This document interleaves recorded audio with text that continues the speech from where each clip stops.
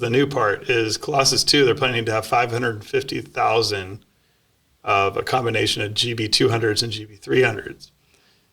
I think there's a perception that after a late start, that XAI is somehow turning out models faster because he's got more GPUs in one place. I mean, they've been able to release a model that's technically better than the other leading edge models is really impressive. Welcome to Telltales. I'm Mike Nicoletti. Every week, along with my co-hosts Jason Wallace and Hunt Lawrence, we bring you the cash flow memo. Get it at telltales.us. For the next 30 minutes, we're going to dive deep into energy, technology, and healthcare. So download the memo now and get started. The following conversation is intended for informational purposes only. You should always do your own work to determine if an investment is suitable for you. I'll get through A, B, and C very quickly so we can do history of software. C, I have a commentary on C, which is interesting.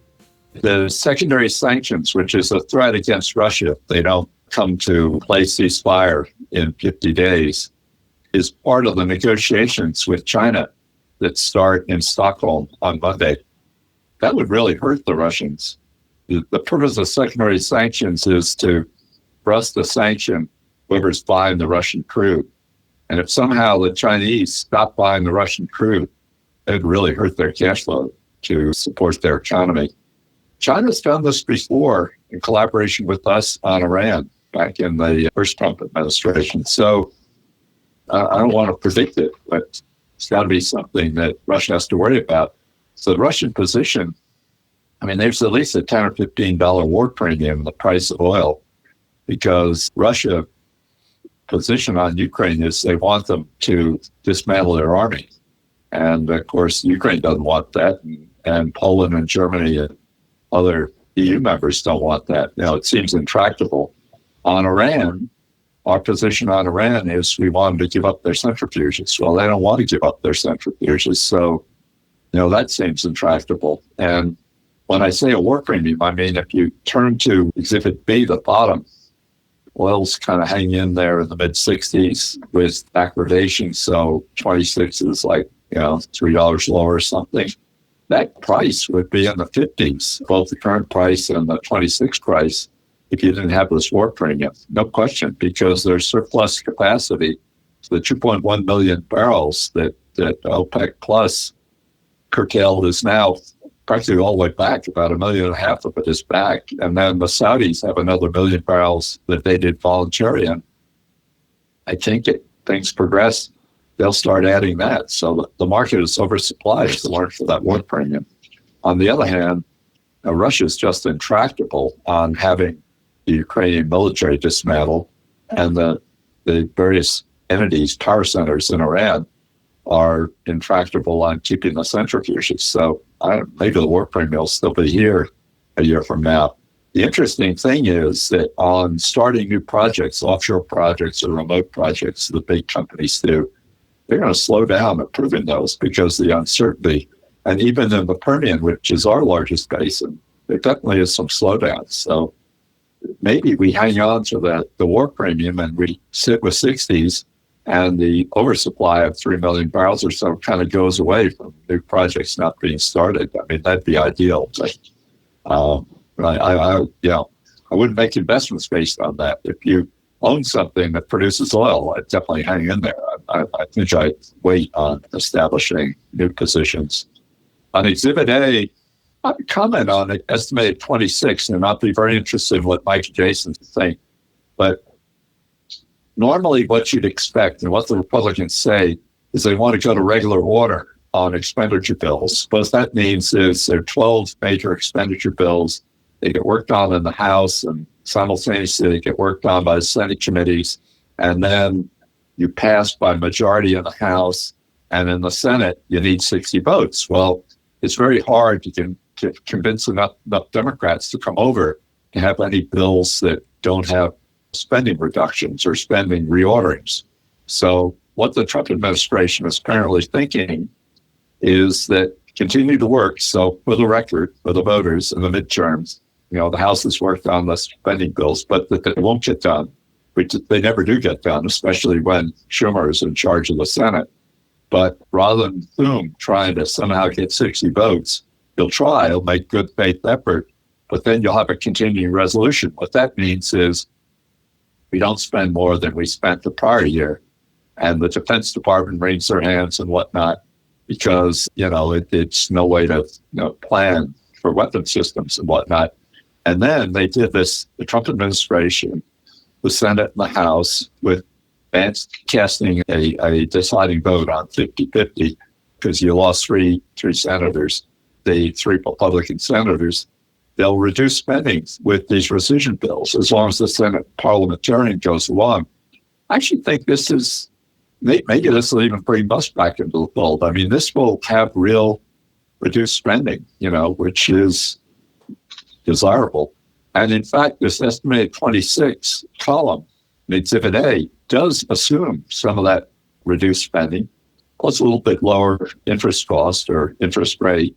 And so you can see the deficit goes from projected this fiscal year ending September, $1.9 trillion to $1.5 trillion for the next fiscal year. I mean, that would be great good news. Now, especially Jason, who's, between Jason, Mike, and I, Jason a little more on the right side of the political spectrum. Jason, does this just sound like wishful thinking? I don't think so. It sounds pretty realistic. Yeah, it's definitely great progress to see the deficit going down, but we're still running a $1.5 trillion deficit, and how sustainable is that going forward? It's higher levels than we've ever run other than the COVID years. But the rescission bill process, I think it's kind of genius. It's like, well, you're not going to get 60 votes, so let's just use rescission bills to kind of right the ship. It's kind of a cool workaround, if you will. Yeah, sure. With that, let's knock off healthcare news, and then we can switch right into software history, and then we can save a few minutes at the end to talk about the first 3 or 4 pages. Jason, anything new on the companies that are covered here or you and Mike cover? Yeah, definitely some news. Company-specific news, I'll start with Vertex. They have an agreement with CMS where 33 of the 50 states are now going to cover Casgevy on Medicaid, which is really interesting. It's their gene therapy. It's a CRISPR treatment to cure sickle cell disease. Extremely expensive. It's $2.2 million to receive the treatment, but it makes economic sense if you're going to pay that much up front and these people are likely to stay on Medicaid. Treating people with severe cases of sickle cell is way more expensive than that over their lifetime. So you're saving the system money, even though you're paying a pretty large upfront cost. So that's interesting. Adoption of that has been pretty slow because of the price. So we should see that tick up pretty well. CRISPR Therapeutics gets a 50% royalty on sales of that. They're a much smaller company, so you've seen the price action there really move based on this announcement. Harrow continues with their pretty genius capital allocation strategy. They're really a play now where they are a commercialization effort. They have a national sales force to get different treatments for different ocular type treatments to market. So they've done another deal where it's kind of low risk for them, high potential reward, where they've licensed from Samsung Biologics 2 different biosimilars, one for Regeneron's Eylea, and then the other is another biosimilar that also treats wet age-related macular degeneration. So I don't believe they can sell the biosimilar to Eylea yet until about 18 more months when some patents expire. But the other one's currently on the market. And the story with this one's kind of interesting. It was originally Samsung and licensed it to Biogen, who was pretty slow with their commercialization effort, decided to cancel that agreement. Someone made the calculation it wasn't worth their time. Samsung then went to Harrow and they picked up the deal. Kind of bolt in one of their treatments that they sell now, IHEEZO, is the eye drop you put onto the eye prior to injecting Eylea. So completely complementary. They're going to sell the biosimilar and IHEEZO as a combination now for receiving that treatment. So kind of excited about that. Healthcare in general, let's see.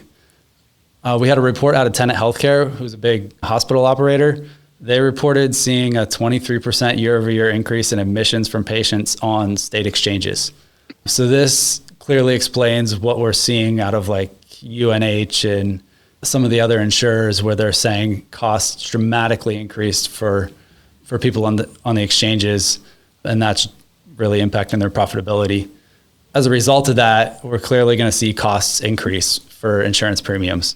We're hearing from many sources now that you should expect at least a 20% increase on your plan costs next year.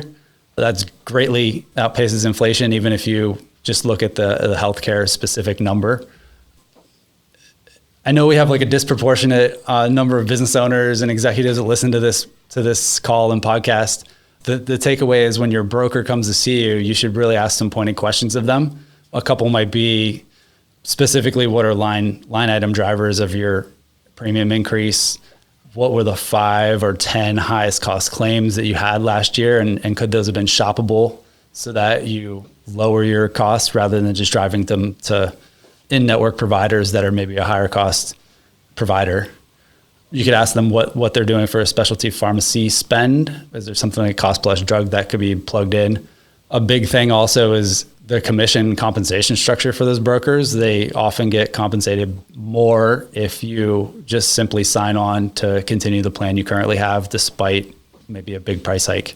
And then obviously there's options to self-insure if you're large enough. So that might make more sense now that all these, the premium costs are increasing so much. That's great. Jason's done healthcare, Mike, so I guess you have to lead off on software history. Well, I'll start by recapping where we left things off last week. So punch cards were used early on to help design textiles. And that technology, that method, proved to be useful in, Jason walked us through last week, in tabulating the US Census, making that process significantly faster.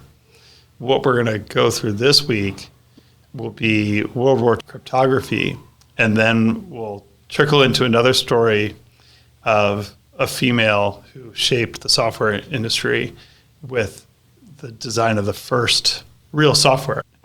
So with punch cards, they were kind of like a physical memory for the computer. It was definitely the programming and the data. Everything was stored on the physical card. In the 1940s, the idea emerged that the program should be stored internal to the computer. You shouldn't have to feed all these cards in every time to essentially turn the computer on. So this is still the era of vacuum tubes, and these early forms of memory were actually tubes of mercury. And it's kind of interesting. I didn't know how these worked until we looked into it, but they would send sound waves through a tube of mercury, and the frequency of the sound waves was how they stored bits in the actual tube. And you'd listen to the memory. It was acoustic. Anyway, so really modern software came out of the result of World War II. It really pushed along in advanced computing. So at the time, the German Nazi military had these physical rotor cipher devices called Enigma. So it was a series of rotors. They would change the keys, which is how you set up the rotors daily. And that's how they encrypted their messages that they sent around Europe. That was actually a product initially.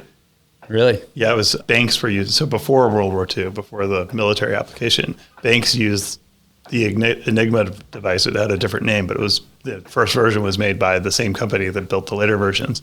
And they used it to transmit secure messages between banks, apparently. Yeah, it was kind of an ingenious device. And then the way it kept changing the code literally at every button you pushed was ingenious, and it was very hard to crack.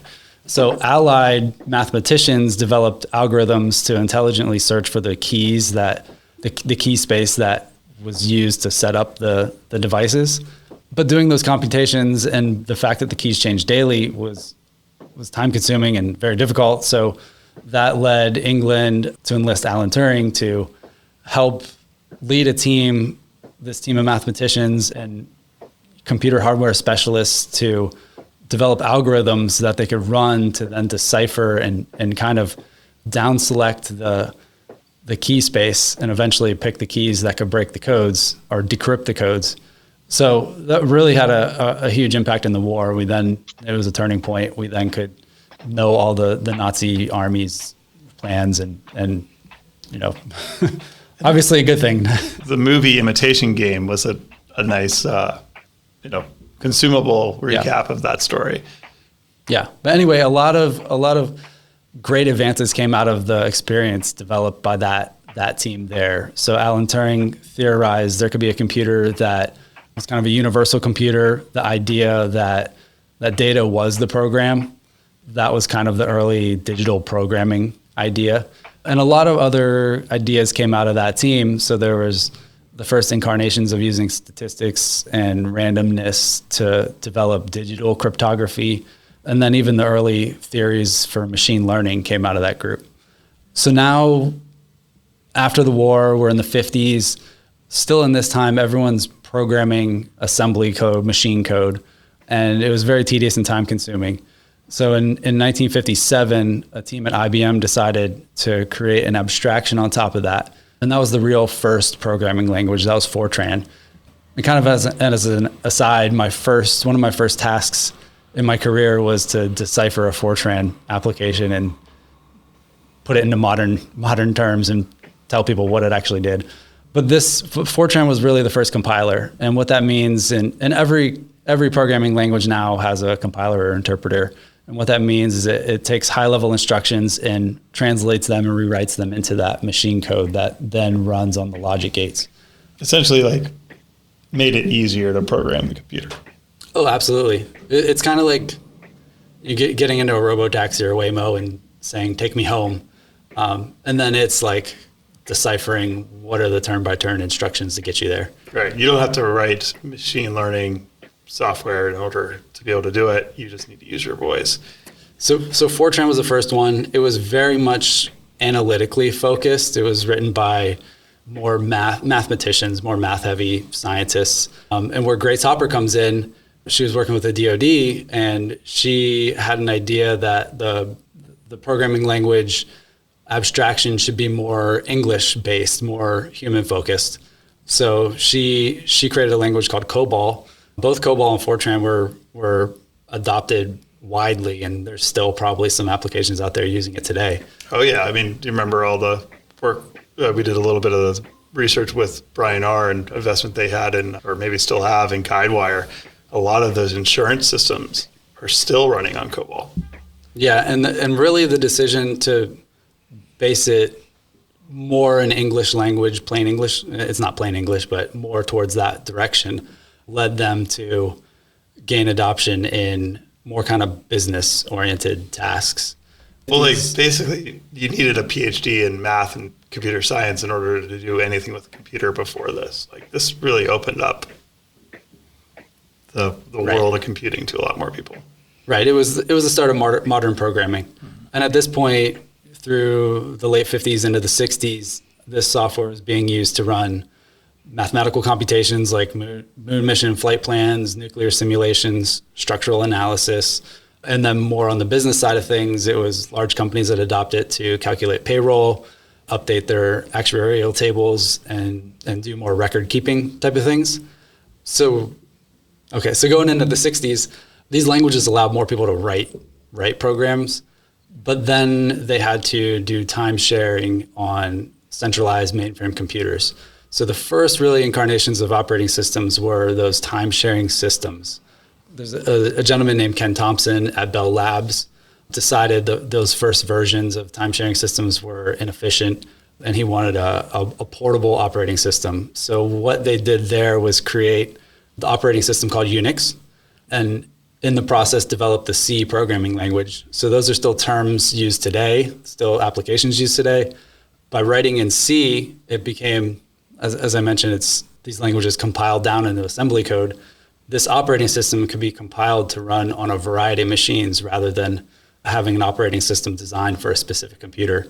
And Unix is it's text-based, it's command line interface, but it's still the underpinning of a lot of servers today. And it's really it's the underpinning of the Mac. Right? It's the underpinning of Mac OS. Yeah. So it's these are all building blocks. Nothing was kind of scrapped and reinvented. We're all building on top of these innovations that occurred over the decades. So now at this point in time, we have portable operating systems. We have portable programming languages that compile down into to run on different operating systems on different computing platforms. And you can kind of see how this is going to lead to an explosion of computing devices. And maybe next time we'll get into the PC era and how that really expands. Yeah. I have a question. Bill Gates would say that Steve Jobs couldn't code. What was Bill Gates doing? Was he doing that in COBOL or something else? Or he wasn't coding in machine language, was he? He probably did at some point.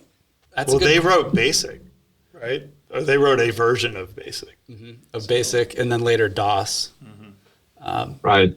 Yeah. So you could think of DOS as being very similar and very analogous to Unix. And the difference is DOS is the underpinning of Windows. Right. But Unix-based systems are, even though everyone knows Windows and has used a Windows computer, Unix is really much more widely adopted. Most servers run on Unix or something derived from Unix, the Mac OS, basically every mobile device runs on a derivation of Unix today.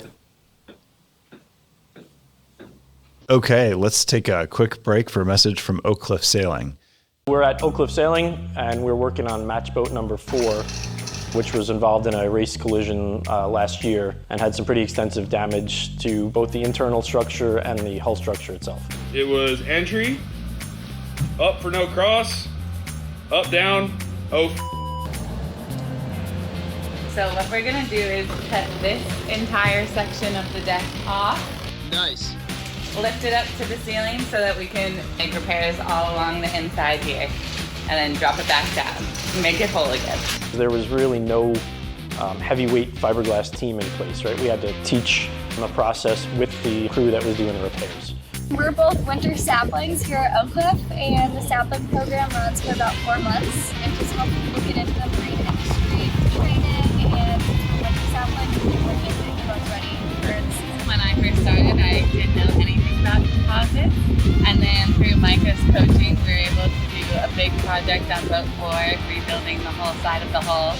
And I learned a ton about composites, fiberglass, gel coat, and everything in between.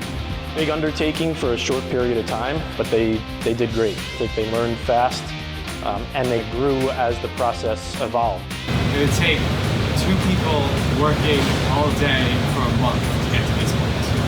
And went to a fully staffed, well-trained fiberglass crew in a matter of 3 or 4 months, and the boat's out on the water now performing well.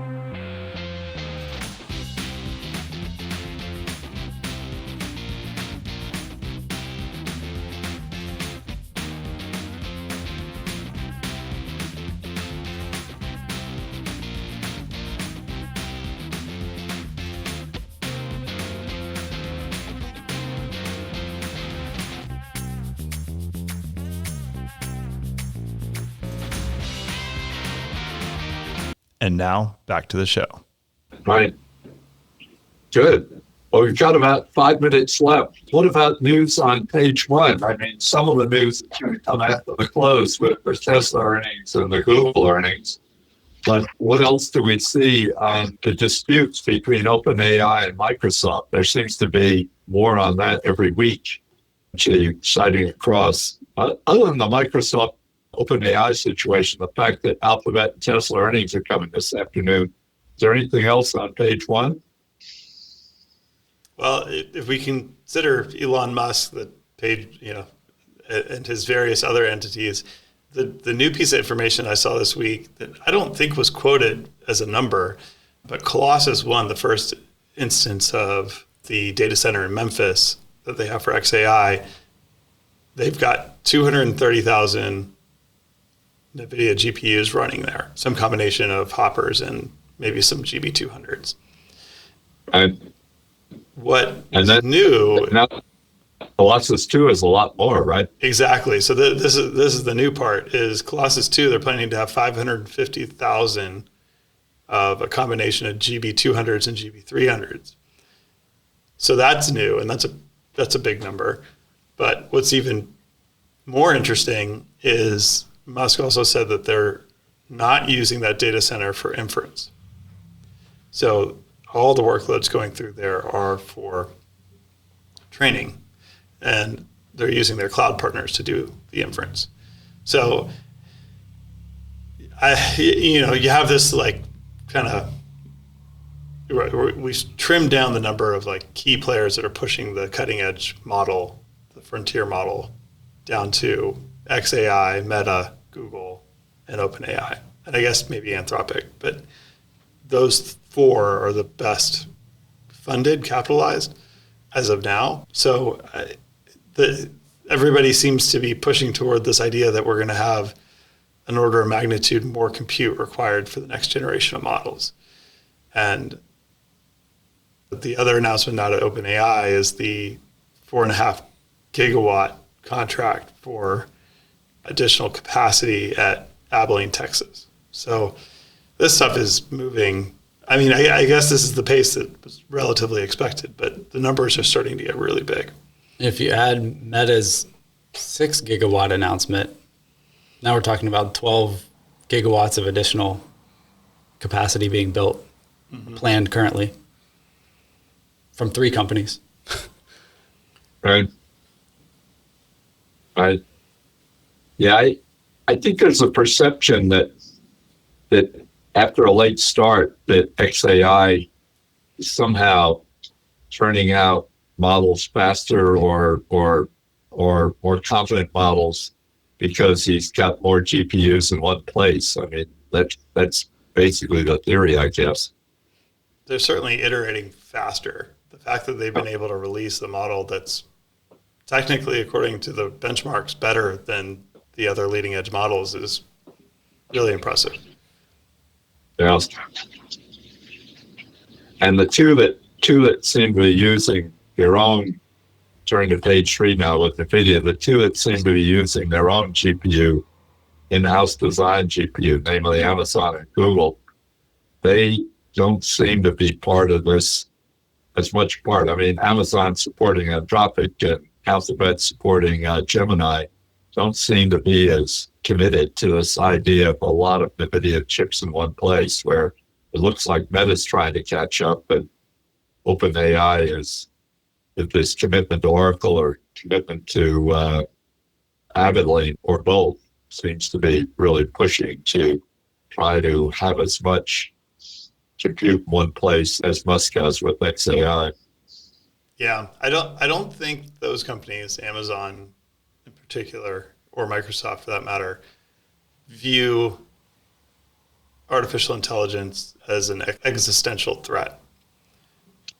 In the case of Meta, I think they see it as an existential threat and maybe opportunity. Google certainly sees it as an existential threat. And Elon certainly sees it as an existential opportunity. So yeah, it's interesting to see their different approaches. It's likely that somebody's money is getting lit on fire right now. Yeah. We just don't know whose. Yeah. In the 2 minutes remaining, I know we've done this other Wednesdays. It's a little unfair of me because I put Mike and Jason on the spot, but why don't we do Jason first, or you guys can collaborate, try to predict how this run or the best model looks 1 year from now, say in July of 26. Who, not just who is going to come out on top, but how, I mean, can this pace of model development be maintained, I guess, is the first question. I guess the answer to that is yes, as long as the money's there. I think so. I don't think we've exhausted, the one dimension that we think has been mostly exhausted is available data, because pretty much all the data that exists has been vacuumed up by all of the major model companies.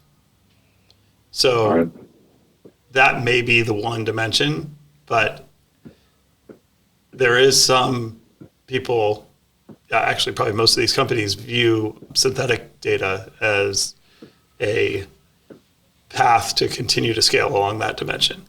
And then you have all the other dimensions on which one can scale these models. But think about how much worse the model was a year ago. If you're using ChatGPT-3, it was hardly usable at that point.